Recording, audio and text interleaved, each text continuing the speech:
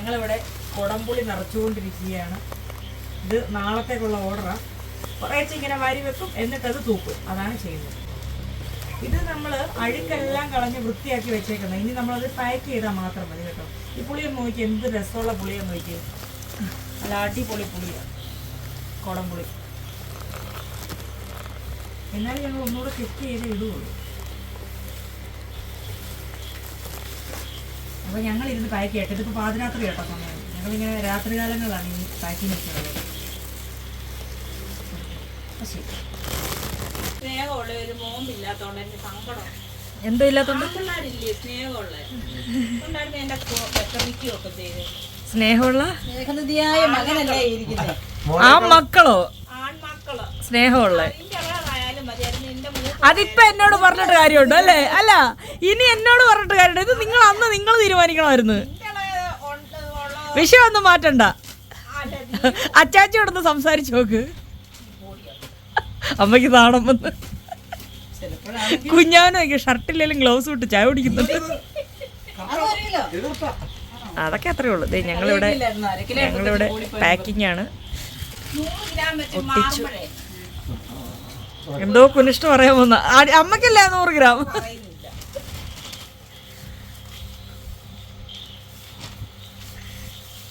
ഇരിക്കും കുഞ്ഞാ. നല്ല അടിപൊളി കേട്ടോ.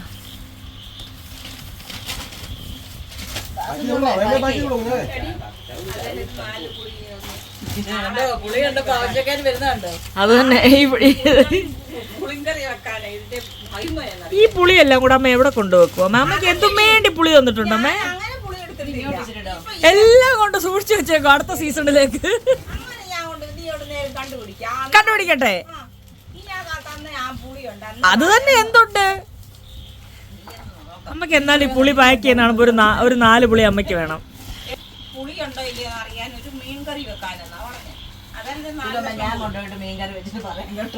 എന്താ ആളാകുമ്പോ ഇതെല്ലാരും കൊണ്ടുവയ്ക്കും അല്ലേ?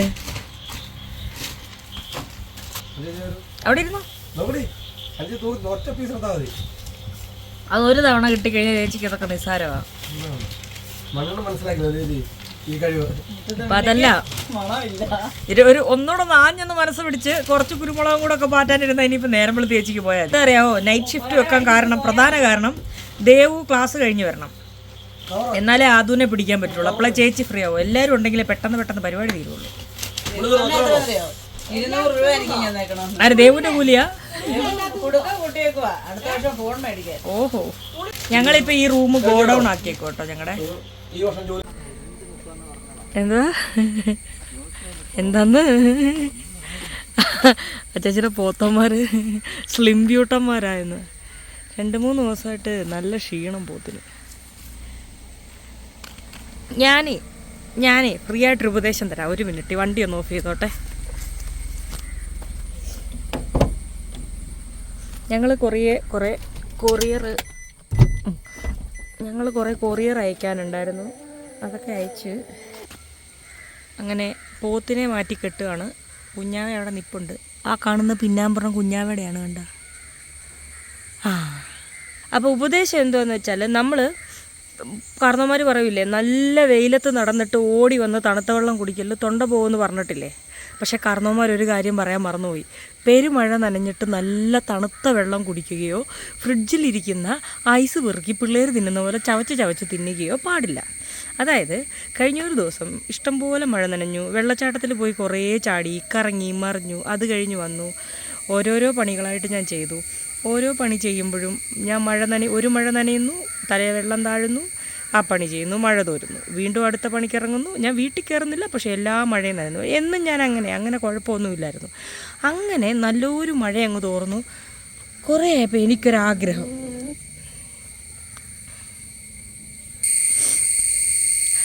അപ്പം ഞാൻ പറഞ്ഞുകൊണ്ടിരുന്നത്, ഇടയ്ക്ക് കുഞ്ഞാവൻ്റെ ഫോൺ എൻ്റെ ഇല്ല, കോള് വരുന്നതാണേ. നമ്മൾക്ക് ഈ ഓർഡർ എടുക്കുന്നതുകൊണ്ട് ഈ ഫോണിൽ ഇങ്ങനെ കോള് വന്നുകൊണ്ടിരിക്കും.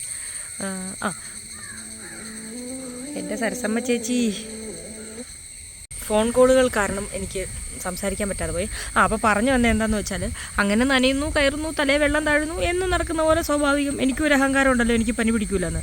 അങ്ങനെ നോക്കിയപ്പോൾ എനിക്കൊരു തോന്നൽ, നല്ല തണുത്ത വെള്ളം കുടിച്ചാൽ എങ്ങനെ ഉണ്ടായിരിക്കും, നല്ല സുഖമായിരിക്കുമല്ലോ എന്ന്. കുറേ വെള്ളം ഇങ്ങനെ കുടിച്ചപ്പോൾ ഉണ്ട് മറ്റേ ഐസ് ട്രേയിൽ ഐസ് ഇരിക്കുന്നു. അപ്പോൾ എനിക്കൊരു സന്തോഷം, ഐസ് ഇങ്ങനെ കടിച്ച് പൊട്ടിച്ച് കറുമുറാന്ന് തിന്നണമെന്ന്.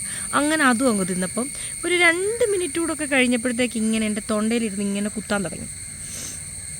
ഞാൻ വിചാരിച്ചു തൊണ്ടയല്ലേ വേദനിക്കും. ഇത്തിരി കഴിഞ്ഞപ്പം ഞാനങ്ങ് കുളിച്ചു. കുളിയൊക്കെ കഴിഞ്ഞപ്പോഴത്തേക്ക് എനിക്ക് പതുക്കെ മൂക്കൊലിക്കാൻ തുടങ്ങി. പിന്നെ എനിക്ക് ചെറുതായിട്ട് ചൂട് വന്നു. അപ്പോൾ എനിക്ക് ഭയങ്കര സന്തോഷം. മൂടി പുതച്ച് കിടക്കല്ലോ, പനിയല്ലേ. എനിക്കാണെങ്കിൽ പനി വന്നു കഴിഞ്ഞാൽ ഭയങ്കര സന്തോഷം, എന്താണെന്നറിയത്തില്ല. എല്ലാവരും അപ്പോൾ ഇങ്ങനെ നമ്മളോട് ചോദിക്കുമല്ലോ, അയ്യോ പനിയാണോ, അയ്യേ മോളെ, ഇങ്ങനെയൊക്കെ ചോദിക്കുന്നു, എല്ലാം എടുത്തൊക്കെ തരുന്നു. ഭയങ്കര സന്തോഷമല്ലേ. അതുകൊണ്ട് ഞാൻ ഗുളിക കിട്ടിയാലും കഴിക്കില്ല കുറേ നേരത്തേക്ക്. പക്ഷേ ഇച്ചിരി കഴിഞ്ഞപ്പോൾ തലവേദനയൊക്കെ തുടങ്ങിയപ്പോൾ അത്ര വലിയ സുഖമൊന്നും ഇല്ലെന്ന് തോന്നി. അങ്ങനെ നിന്ന നിപ്പിൽ വെട്ടിയിട്ട വാഴ പോലെ ഞാൻ ആ കട്ടിലയിലോട്ട് വീഴുന്നു. അങ്ങനെ ഇരിക്കുന്നു. പിറ്റേന്ന് വൈകിട്ട് വരെ ഒരേ കിടപ്പ്, നല്ല പനി. ഇപ്പം പനി മാറി, പക്ഷെ മൂക്കടപ്പുണ്ട്, തൊണ്ടവേദനയെല്ലാം മാറി കേട്ടോ. അങ്ങനെ ഒരു ദിവസം ഞാനെന്ന പ്രസ്ഥാനം ഒന്ന് അസ്തമിച്ചായിരുന്നു. ഇവന് ശകലം പനി കൊടുക്കാമെന്ന് വിചാരിച്ചിട്ട് ഈ ചെറുക്കന് പനി കിട്ടുന്നില്ല. തൂത്ത് തരട്ടെ ശകലം, ചാണകമല്ലേ വേണ്ട. അണ്ണാണി കുഞ്ഞായി നീ എടുക്ക് ഫോൺ, ആരൊക്കെയോ വിളിക്കുന്നു. ഞാൻ കോളെടുത്ത് അണ്ണാണി, അമ്മു, കിടു, അച്ചാച്ചി എല്ലാം കൂടെ ഇവിടുത്തെ വനസമിതി ഇവിടുന്ന് ടൂർ കൊണ്ടുപോകുന്നുണ്ട്. അങ്ങനെ അവരെല്ലാം കൂടെ ഒരു ടൂർ പോയിരിക്കുക ഇവിടുന്ന് കുമളിക്ക്. അവരെല്ലാവരും കൂടെ ഒരൊറ്റ പോക്കങ്ങ് പോയി. ഇന്നലെ രാത്രി പറഞ്ഞു പോവാന്ന്. അങ്ങനെ അവരിന്ന് വെളുപ്പിനെ 5:15 അവരുടെ വണ്ടിക്ക് അവർ പോയി. ഞങ്ങളെ കൊണ്ടുപോയില്ല. അല്ല, പോകാൻ പറ്റൂല, അത് വേറെ കാര്യം. ഞാൻ സുലമ്മയും കുഞ്ഞാവും വീട്ടിൽ. അങ്ങനെ ഞങ്ങൾ ഇന്ന് അയക്കാനുള്ള പാഴ്സലൊക്കെ അയച്ച് ഇന്ന് അയക്കാനുള്ള പാഴ്സലുകളെല്ലാം അയച്ചു. എന്നിട്ട് തിരിച്ച് വരുന്ന വഴി അച്ചാച്ചിയുടെ പോത്തിനെ നമ്മൾ മാറ്റിക്കെട്ടാൻ വേണ്ടിയിട്ട് വന്നതാണ്. ആരാൻ്റെ പറമ്പിലാട്ടോ ഇവിടെ നിൽക്കുന്നത്. തൊട്ട് താഴെ ആറുള്ളതുകൊണ്ട് വെള്ളം കൊടുക്കാനൊക്കെ നല്ല സൗകര്യമാണ്. അങ്ങനെ അപ്പോഴാണ് അക്കരെ വെച്ച് നമ്മുടെ പഴയൊരു അയൽപക്കക്കാരനെ കണ്ടത്. പുള്ളി സ്ഥലത്തില്ല. പുള്ളിക്ക് നമ്മൾ അച്ചാച്ചി പണ്ടത്തെ കല്ലൂൻ്റെ ഒരു കുഞ്ഞിനെ കൊടുത്തായിരുന്നു. പേര് ജിമ്മി ഭയങ്കര സ്നേഹമുള്ള മോനായിരുന്നു. പക്ഷേ ജിമ്മി ആരോ വിഷം വെച്ച് കൊന്നു നേരത്തെ. അതിൻ്റെ വിഷമത്തിലായിരുന്നു ചേട്ടൻ. ഞാൻ പറഞ്ഞു, ചേട്ടൻ വിഷമിക്കണ്ട, ഇനി വിഷം വെച്ച് കൊല്ലാണ്ട് നോക്കിയാൽ മതി, വേറൊരു കുഞ്ഞിനെ ഞാൻ തരാമെന്ന് പറഞ്ഞു. അങ്ങനെ ആ ചേട്ടൻ ഇപ്പോൾ 1 മണിക്കൂറിൽ വരും. ഇപ്പോൾ വരും. ഒരു പട്ടിക്കുഞ്ഞിനെ കൊടുക്കണം. ഞാൻ പറഞ്ഞു, അറിയാതെ പോലും വന്ന് ഗേറ്റ് തുറക്കരുത്, ഗേറ്റിൻ്റെ അവിടെ എത്തി വിളിക്കണം, അല്ലേ ബെല്ലടിക്കണം. വെറുതെ പട്ടി കയറി കെട്ടിപ്പിടിക്കുമെന്ന്. നമ്മളെ വരുന്നവരോട് എല്ലാവരോടും ഞാൻ പറയട്ടെ, അതാണ് എനിക്ക് പറയാനുള്ളത്. ചിലർക്കൊക്കെ ഒരു വിചാരമുണ്ട്, ഇങ്ങോട്ട് വരട്ടെ എന്ന് വിളിച്ച് ചോദിക്കുമ്പോൾ ചില സമയങ്ങളിൽ ഞാൻ വരണ്ട എന്ന് പറയാറുണ്ട്. വരണ്ട എന്ന് പറഞ്ഞാൽ എനിക്ക് പട്ടീനെ കൺട്രോൾ ചെയ്യാൻ പറ്റാത്ത ചില സമയമുണ്ട്. ആ സമയത്ത് ഞാൻ പറയാറുണ്ട് വരരുതെന്ന്. കാരണം നമ്മുടെ 1-2 ആൺപട്ടികളവന്മാർ അഴിഞ്ഞു പോയി കഴിഞ്ഞാൽ കുഞ്ഞാവ് വിചാരിച്ചാലേ പിടിക്കാൻ പറ്റുള്ളൂ. അണ്ണാണ്ട് കയ്യിൽ നിൽക്കത്തില്ല, ഞങ്ങളുടെ ആരുടെയും കയ്യിൽ നിൽക്കത്തില്ല, വിളിച്ചാലും നിൽക്കത്തില്ല. കുഞ്ഞാവിനെ പേടിയാണ്. ഒറ്റ വിളിക്ക് കൂട്ടിലും കയറും, വിളിച്ചാൽ അടുത്ത് വരികയും ചെയ്യും. എൻ്റെ അടുത്ത് വന്ന് എന്നെ ഞോണ്ടിയിട്ട് ഓടുന്ന അല്ലാണ്ട് ഇതുങ്ങളെ പിടിക്കാൻ കിട്ടണ്ടേ. അപ്പോൾ പരിചയമില്ലാത്തൊരു നേരെ വീഡിയോ കാണുന്ന പരിചയത്തിൽ കയറി അങ്ങ് ഗേറ്റും തുറന്ന് കയറി വീട്ടിലോട്ടങ്ങ് വരും. പട്ടി കയറി പിടിക്കത്തില്ല. ഈ ഒരുത്തനിട്ട് നല്ലത് കിട്ടേണ്ടതായിരുന്നു. എന്തോ ഭാഗ്യത്തിന് കടി കിട്ടിയില്ല. അതുകൊണ്ട് വീട്ടിൽ വരുന്നവർ അവിടെ കോളിംഗ് ബെല്ല് വെച്ചിട്ടുണ്ട്. എത്ര ബെല്ലടിച്ചിട്ട് ഞങ്ങളാരും വന്നില്ലെങ്കിൽ പോലും അറിയാതെ പോലും ഗേറ്റ് തുറന്ന് അകത്ത് കയറരുത്, ഞങ്ങളെ ആരെങ്കിലും കാണാതെ. പട്ടികടി കൊള്ളണ്ട എന്ന് കരുതി പറഞ്ഞു തരുന്നു എന്നേ ഉള്ളൂ കേട്ടോ. അടുത്ത മഴയ്ക്കുള്ള കോളുണ്ട്. ഞങ്ങളങ്ങനെ തിരിച്ചു വന്നു.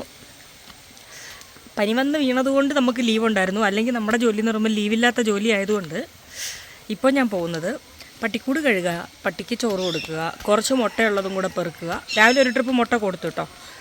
അതും എല്ലാം പെറുക്കി കഴിഞ്ഞാൽ പിന്നെ കുറച്ച് പുല്ലരിയുക.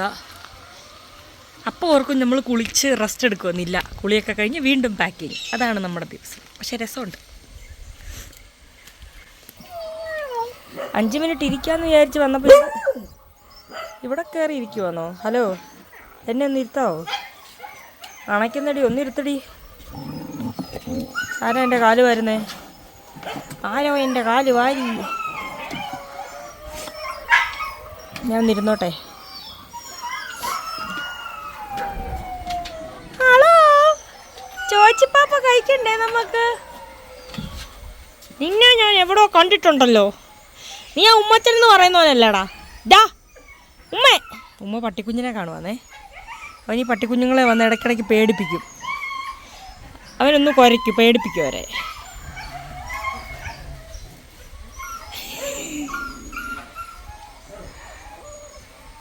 എടാ ഉമ്മച്ച ഇച്ചിരി സ്നേഹം കൊടുത്തിട്ട് പോടാ. എടാ ഇച്ചിരി സ്നേഹം കൊടുത്തിട്ട് പോടാ. വലിയൊരു മഴ വരുന്നുണ്ട്, വലിയൊരു മഴ.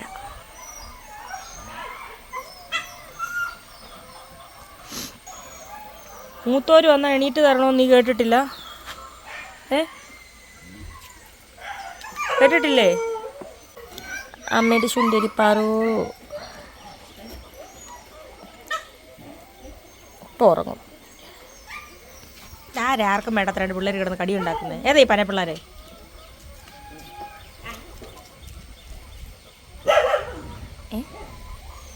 എൻ്റെ മാൻകുട്ടി പിടിക്കാൻ കിട്ടൂല, സാധനത്തിന് തൊടാനും കിട്ടൂല. ഇതിലൊരാളിന്ന് പോവും. നിൻ്റെ ഇരിപ്പ് കണ്ടിട്ട് നിനക്ക് പോകാൻ സമയമായി തോന്നുന്നു. ഇല്ല വേണ്ട, നീ ഇവിടെ നിന്നോ, പോകണ്ട.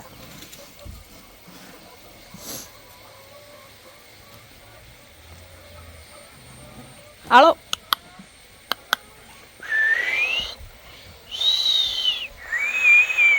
ഹലോ, ഇങ്ങോട്ട് വായിക്കേ. ഇവിടെ ഇവിടെ പൊട്ടനാണോ? നിന്റെ ചെവിയും കേൾക്കത്തില്ലടാ. എടാ ഇവിടെ എടാ, ഇത്ര വഴി പോലെ ഒരാൾ ഇവിടെ നിൽക്കുന്ന കണ്ടിട്ട് മൈൻഡ് ആക്കാത്ത എന്തടേ?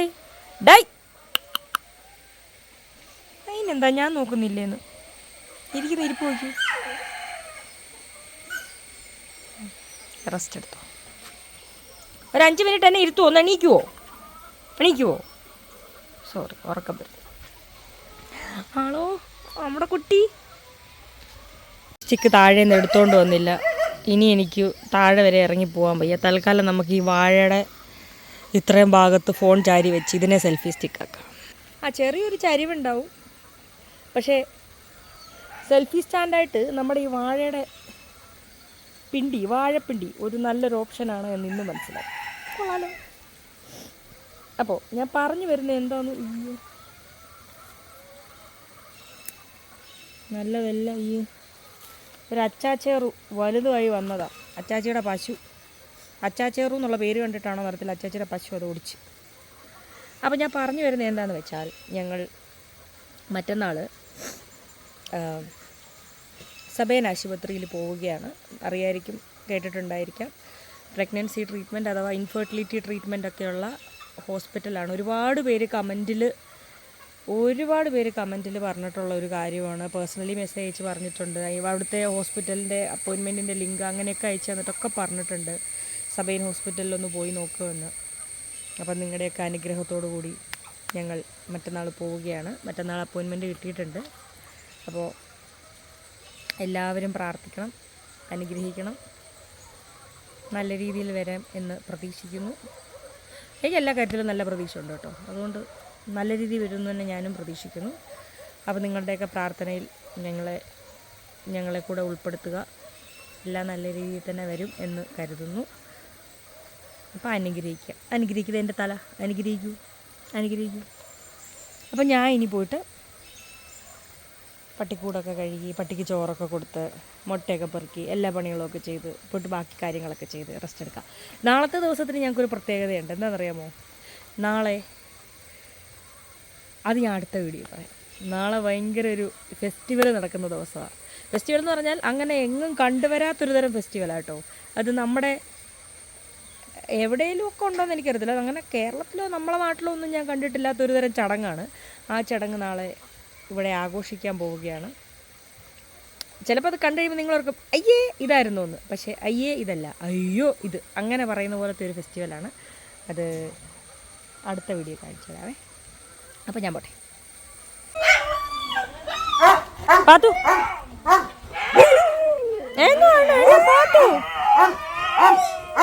പാല് കുടിക്കുന്ന നോക്കിയാൽ തള്ള മാറിപ്പോയി.